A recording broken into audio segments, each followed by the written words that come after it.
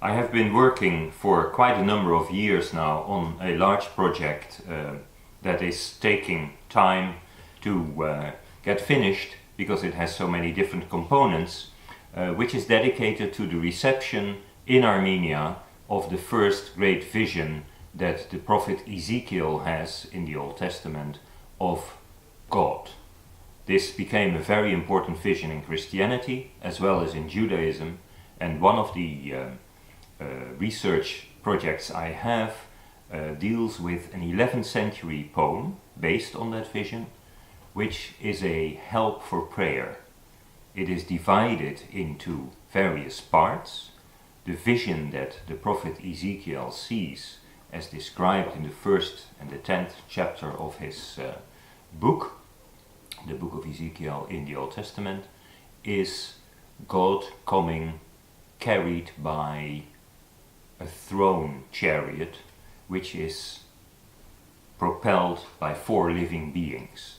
They later become the images of the figures of the 4 evangelists. So we have a man or an angel, an ox, a lion and an eagle, and they all have 4 faces, and each side of those 4 beings becomes a part of the poem. 28 parts of the poem, because there's also 4 parts dedicated to the divinity on his sapphire plateau, on his throne.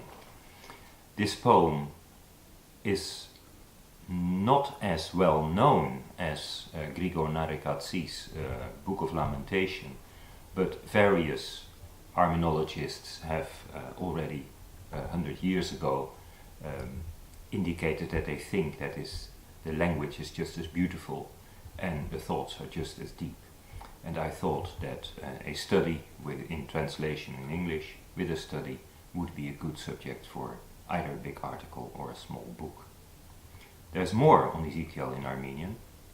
The vision is so central to Christianity that it appears in manuscript illuminations, and I think you will probably see now a rather rare interpretation of it, where you can see Christ sitting on the cross in glory, and at the same time you can distinguish a chariot.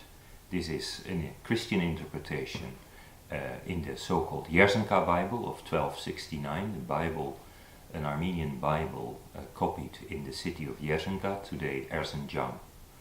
And he has in this beautiful image a very strange hand coming from below, as you can see. And through comparison with Armenian church hymns and other texts, interpretations of the book of Ezekiel by Ezekiel, a famous cleric and abbot, I've come to the conclusion that that is the hand of John the Baptist, who holds up the Christ as John was, a bridge between the Old and New Testaments. I mentioned Ezekiel, who wrote a big commentary on Ezekiel.